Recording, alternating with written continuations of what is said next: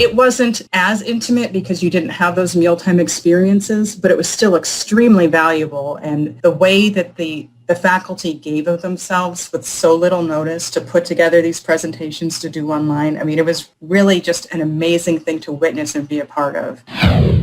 Welcome to the My Future Business Show, where we get you in front of your best audience and keep you there. Not only are we interviewing the biggest names in business to help you become even more successful, we're inviting you to book your spot on the show to help you grow your business. So at the end of the call, make sure you fill in the interview application form at myfuturebusiness.com/interviews. Hi and welcome back to the My Future Business Show. My name's Rick Nusky, and on the line with me I have the wonderful Tonya Todd. Welcome to the show, Tonya. Hi, thank you very much for having me. Absolutely my pleasure. Now, for everybody who doesn't know much about Tonya, you soon will. She's an author, she's an actress and an activist, and we're going to be covering the Las Vegas Writers Conference, networking, and the 52 Love podcast. But before we do any of that, Tonya, it's customary for us to learn more about you. I was wondering if we could start off with learning about where you're located. I'm in Las Vegas, Nevada. Fantastic. Now, I'm not sure that there are too many landmarks. I might be wrong. What's a memorable landmark near you? Well, the most notable thing here is the Strip. Yes. Which has all the casinos and, the MGM and Caesar's Palace and all of those fun things. Wow, I was there in 97 and I just had the most amazing time going up and down the Strip. At the time, I'd only just turned 21. I remember it vividly. What a place to turn 21. Oh my goodness, it was an experience. I was actually there with my dad and he's more like my best friend. So we had a wonderful time, and it was just, I didn't realize at the time I had to be 21 to actually drive a vehicle. And that's an experience, going from kilometers an hour where I live to miles per hour. Yeah. Have you lived there all your life? No, but I moved here when I was a very little girl. I went to school here, so it is my home, but I was not born here. I was born in Pennsylvania. Yeah, fantastic. Now, there's lots on the television, lots of television shows in Australia that we see, and on Netflix and all the rest of it, to do with different shops and different businesses around the place. It's quite a bit bigger than what people might imagine, isn't it? It is. It's regular homes. We have schools. We have parks. We have all the normal things that you would find in a regular city. But we also happen to have a segment where we have these big, beautiful casinos, and that seems to be where most people like to visit. Yeah, fantastic. Now, I'm wondering, before we get into, I guess, the core of the call today, Tonya, I'd love to learn a bit more about you in terms of things you like to do. Do you have any hobbies or sports that you do in your pastime? What's your thing? I do like to run, but I haven't done that much of it this last year. Is it very hot? Is it hot there? It gets really hot in Las Vegas, and so ordinarily it gets to a point where I have to go out super early, and that is a challenge to do unless you have a running buddy. But during quarantining, you don't have a whole lot of buddies that you're meeting. Yeah, well, I suspect it's never an issue getting a suntan in a hot place like that. Do you enjoy movies or Netflix or Prime? Do you get into anything? All of it. I love movies. I did go through a brief period when I started acting where it started ruining some of the magic of movies, but I'm over that now. It's okay.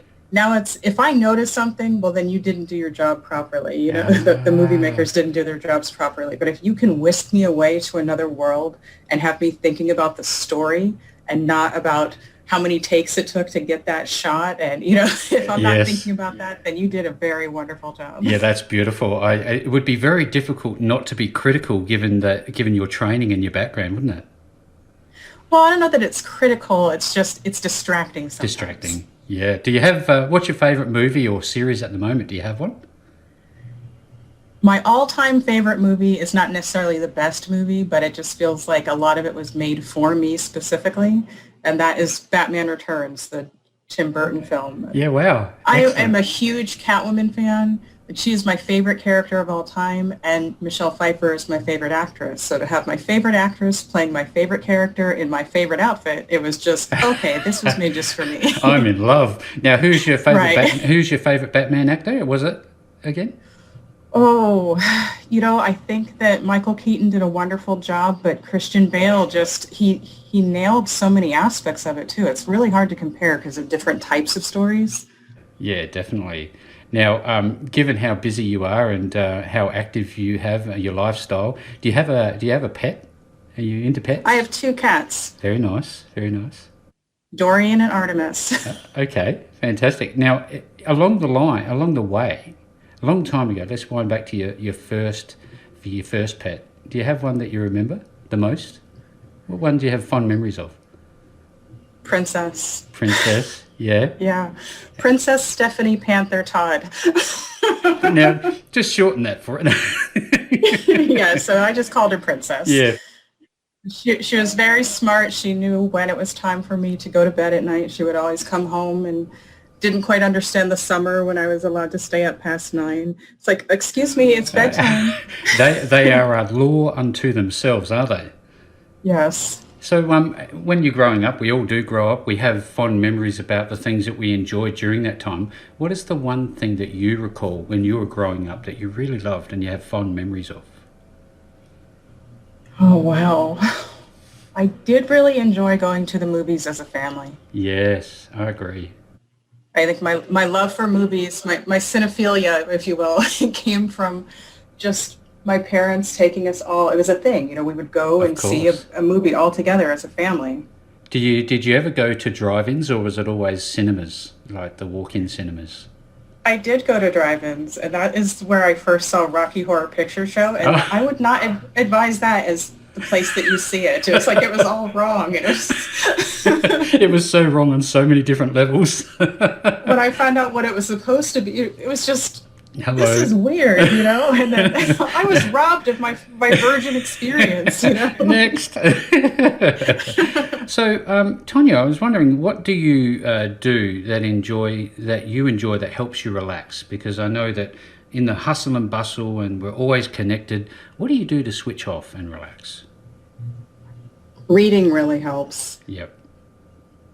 especially if I can get lost in a book. I do a lot of reading that I have to do to improve my skill as an actor or to improve as a writer.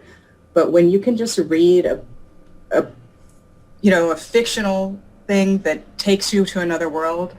I have a newsletter, and that one of the things I do is I list the books that I'm reading, and I have the segment that is the book that's for the book club for Henderson Writers Group, because we have a monthly book club that we alternate choosing the books, and then we kind of dissect the book from an author's point of view Yep. Yep. to see what style, the style, the word choices, the formatting, did the story capture your attention, did it keep it, that kind of thing. And then I have one that I read for instruction. So it might be in a genre that I write so that I'm just learning more about my genre. It might be something that's teaching me, a nonfiction book that is specifically teaching me how to improve some sort of skill. And then I always list one that is just for me, a book that is just for me. Yeah, fantastic. Well, you've got to have something special and close to your heart. Now, I just for context, everybody's on the show. Tonya is the co-chair for the LGBTQ Writers Workshop, and she is a submissions reader for Black Mountain Institute's literacy publication called Witness. Now, that was a mouthful. I'm pretty sure I did okay getting it all out. Yeah, you did fine. Now, back to the books. Do you have a favourite? Pride and Prejudice always comes up. I don't want it to be my favorite because it's so cliche, but I can't help the way I get that little girl feeling in my chest when I think about the lines from it. Yeah, absolutely. The My Future Business Show has a very special place for authors and people who are creative in this respect. Now, do you have a favourite author that you think about? It's hard to So many. dispute the wonders of Jane Austen. I love William Shakespeare. I'm a Dickens fan. But, there are some new authors that I love too. Mm-hmm. Jesmyn Ward. Does Rowling come up with you? I know she's very mainstream, but is she one, do you think? She isn't one of my favorites, no. I don't fault her writing, but I was never swept up into that world. Yeah, more nuanced. Well, I don't read a lot of wizard books, that's all. Yeah, no, that's fair enough. But she did something well to have that phenomenon. She's obviously doing a good job. And, it's funny, I plan to read all of her books this year just because it'll be on my learning list, just to find out how she captured the the attention of so many people and held them through 7 books, That's what fascinates me about her, to have so much gripping, almost cinematic authorship skill, to be able to put that pen to paper and draw out inadvertently movies and all the other things that come from this in a way that she has done. I find that fascinating. Yeah, I mean, she's obviously skilled in something, so I need to tap into that. Take advantage of it, you think? Use it for good. Use it for good, not evil. Do you listen to audiobooks? Is that a mode that you are interested in? I definitely do. I was resistant at first because I like the feel of a book in my hand. I was resistant for digital books too, but they're so convenient. You can hold endless books in your device where you have to carry physical books with you. And sometimes it's not convenient to carry a heavy book. Like if I'm on set, do I really want to carry a big book on set? No. Yeah. No, I want to read it from my phone. And audiobooks allow me to multitask. If I'm driving to LA for an audition, I can listen to, hours of a book. Yeah, absolutely. How long does it take you to get there? It's about 3 hours to LA? It's about 4 hours. 4 hours, yeah. I recall it, but it was a fair journey, that's for sure. I want to talk more about that, and we will in a minute, Tonya, but I know that you donate quite a bit and you help different causes. Could you tell us a little bit more about that? So the activism part of my my identity, I was hesitant to put that down, but a few years ago, someone did an article on me, and they referenced me as a humanitarian. And I thought, no, that's not me. That's too strong a word to apply to me. I just try to help here and there, but it's not really, there's people who do so much more that it's not really fair to apply that word to me. And I tried to argue with her that she should take it out before it posted. But she went through the things that I do and said these are all humanitarian tasks. And just because I don't have maybe the bandwidth or the financial capacity to give as much as, say, someone who can donate all of their time or millions of dollars to causes, doesn't mean that the activities that I do and the support that I give isn't counted. And so I started allowing myself to be called an activist, and I even put it on my business card to remind myself that all it takes to be an activist is to act on things that are important to you, which could be feeding the homeless. It could be standing up for human rights. It could be, volunteering my time at the LGBTQ center. That's not something I can do so much anymore because of lockdown, but before all of that happened, I was one of the co-chairs for the LGBTQ Center, the writer workshop, which was founded by my mentor, Gregory Compass. Yep. And he was the leader of that group. He ended up having to move to Georgia with his husband. And so Paul Trades and I took over helping out at the LGBTQ Center, running that writer workshop to make sure that someone was carrying on in that tradition and giving a safe space to writers who maybe don't feel comfortable in other writing groups. Yeah, absolutely. No, I think what stands out for me is your humble nature, and I think it's a credit to you that you have activists on your business card, and keep up the wonderful work. I know you're making a difference. Now, I want to talk a little bit more about some of the things I saw in your bio, and I'd like for you to share your thoughts on the importance of diversity and inclusion in the entertainment industry in which you work. Yeah. So one of my issues with loving Jane Austen so much is that, you don't see a whole lot of people who look like me in those stories. Sandition excluded, but she didn't get to finish that one. But, it's beautiful writing. I'm not going to say it's not just because there are no brown people in this. But it does affect your identity when you're growing up and you don't see anyone who looks like you in stories. It makes you feel like you're always going to be a side character to someone, or, you will never be the main character even in your own story. And we are forced to identify with other people. Why doesn't anyone want to identify with us? Even just being a woman, let's start with that. There's a segment of fiction called women's fiction. But what does that mean for men? There's no men's fiction. Why does it have to be differentiated? Yeah.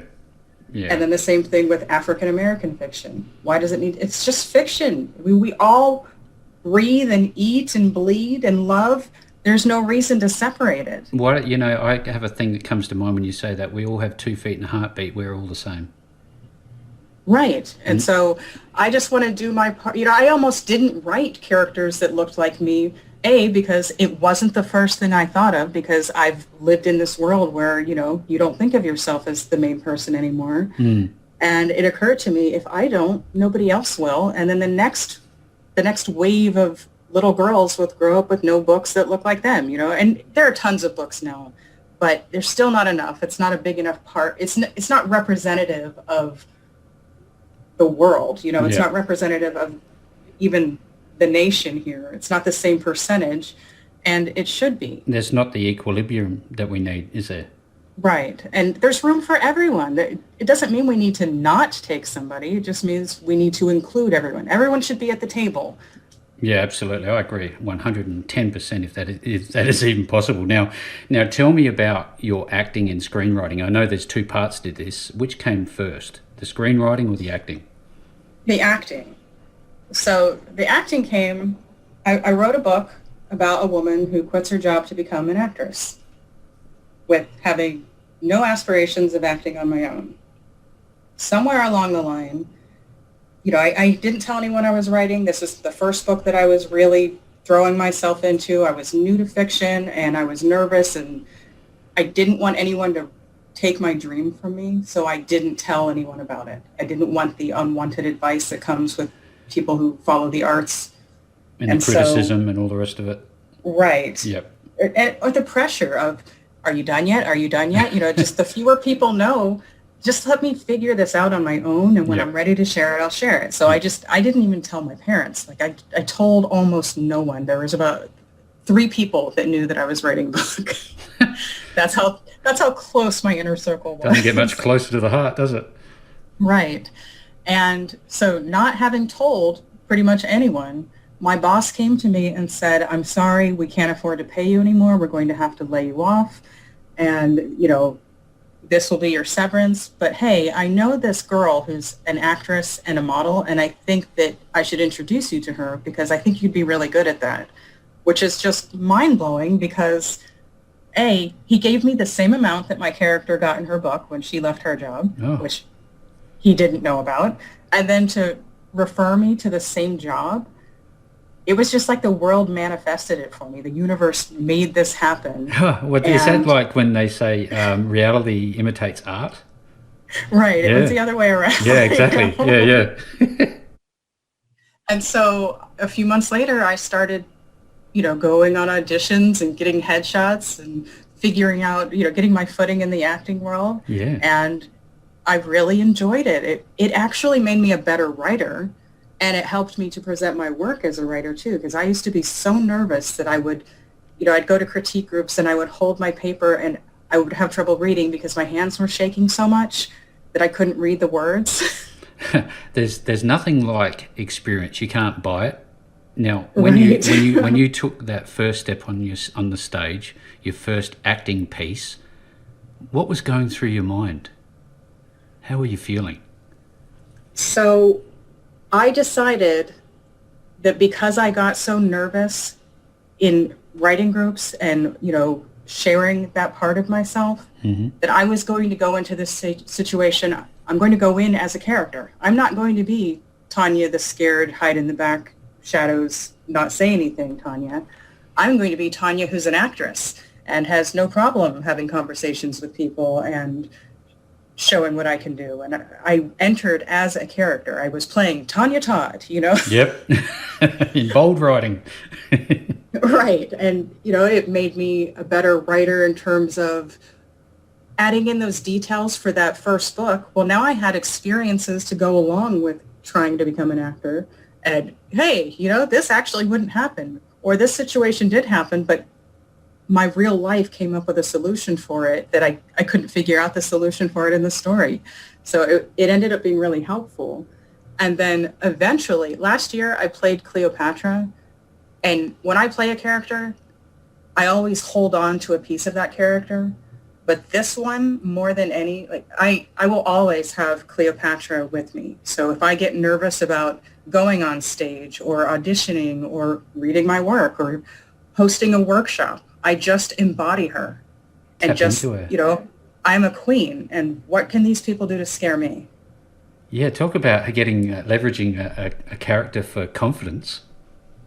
It's amazing because you feel this power surging through you. And she was incredible.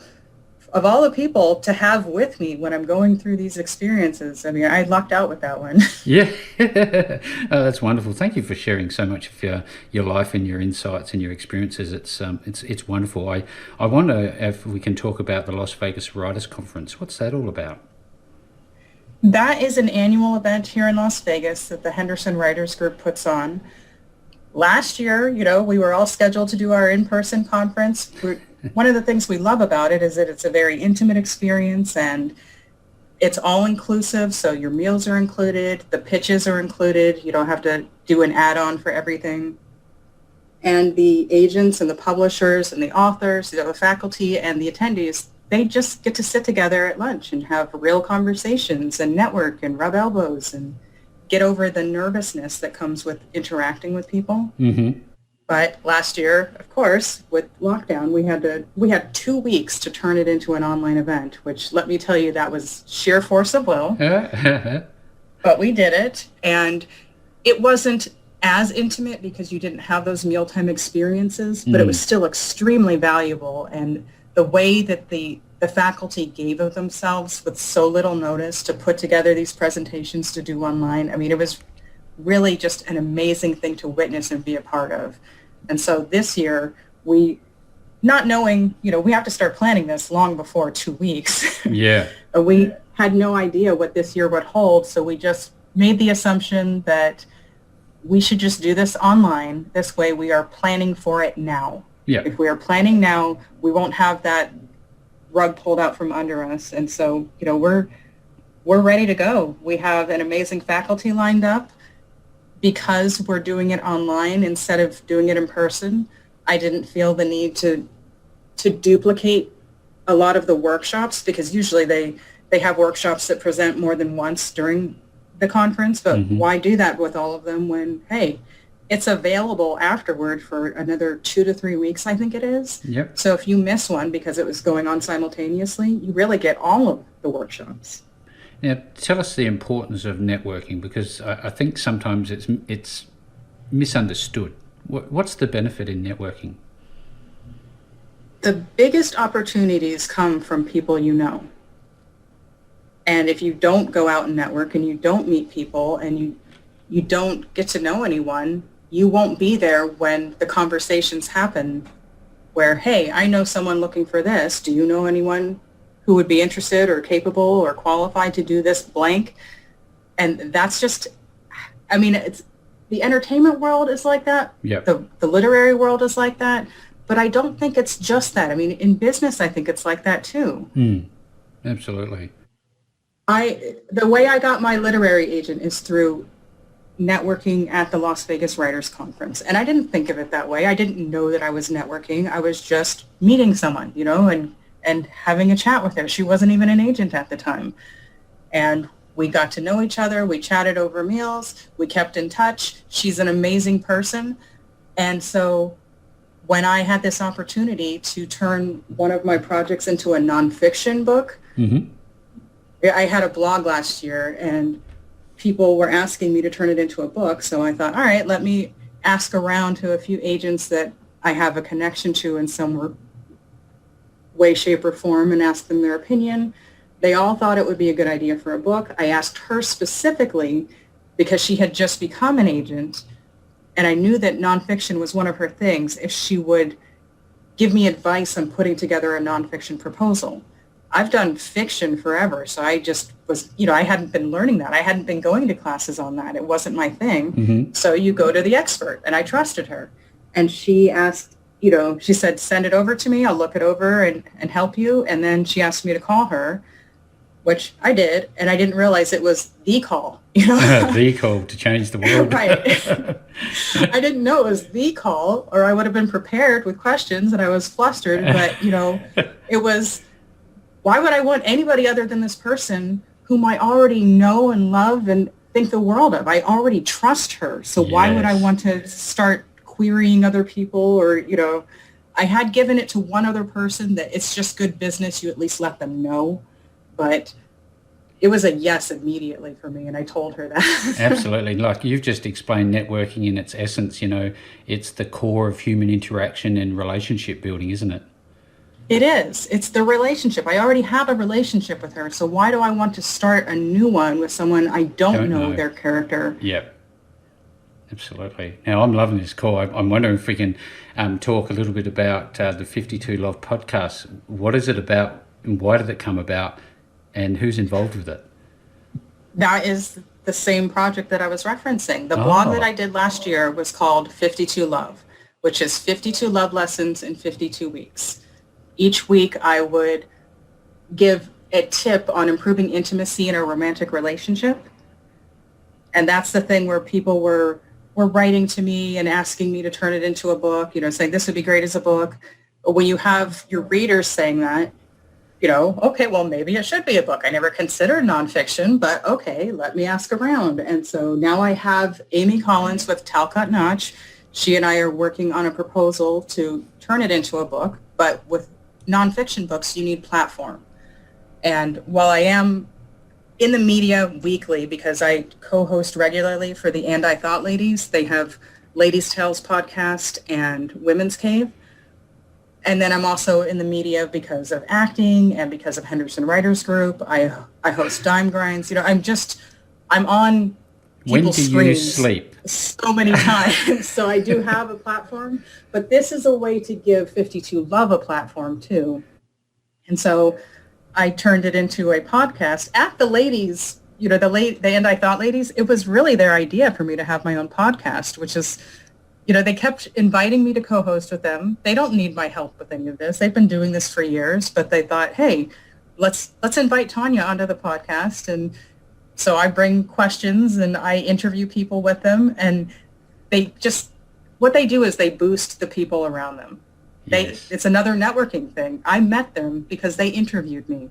So you would think that the relationship would just be over at that point, but no. We became friends and we help each other. We promote each other and we're all better off for it.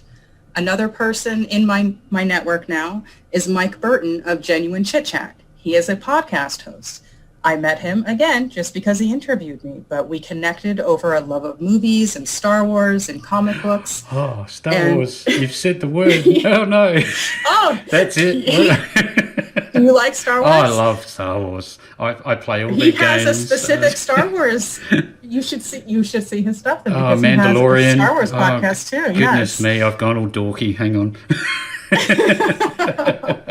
No, look. You guys should meet. Yeah, absolutely. There you go. There's networking at its finest for you. Right. So I talked to him, and he very graciously gave me his time and helped me get started with my podcast. And he is in the UK, so it's not like he could.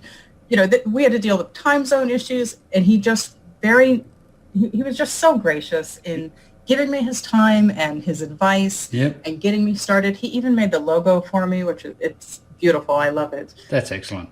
I love the technology that avails us so many opportunities to connect like we are, especially now, given the challenges that we are collectively facing. And it is truly magnificent, the work that you're doing and your activism and all the things that are coming up on your show.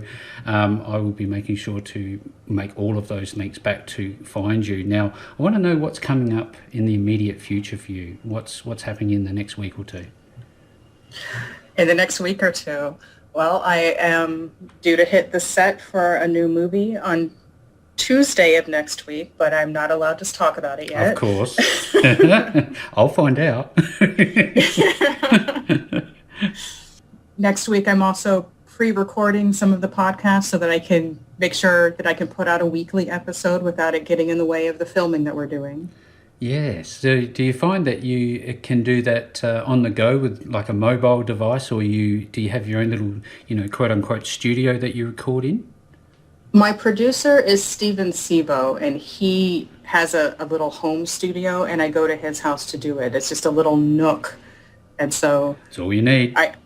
He has this great setup, and He takes care of all the technical side. I handle the posting. We're a very good team, and I appreciate him just beyond words. You just don't even know. There's a great alignment there, and it's wonderful that you've got that network of people around you to help you. Now, I'm looking at your website. I'd love for you to share what that website is so people can find you, and tell them a little bit about what they will find when they get there. It is www.mstonyatodd.com, and that's Ms., not Miss, so it's just MS. MS. Tonyatodd.com. And what they will find is 3 tabs: author, actress, and Sin City Cinephile. Eventually, there's going to be a tab for the podcast, but those things take time. Yes. It's not a matter of just throwing it up there. I know.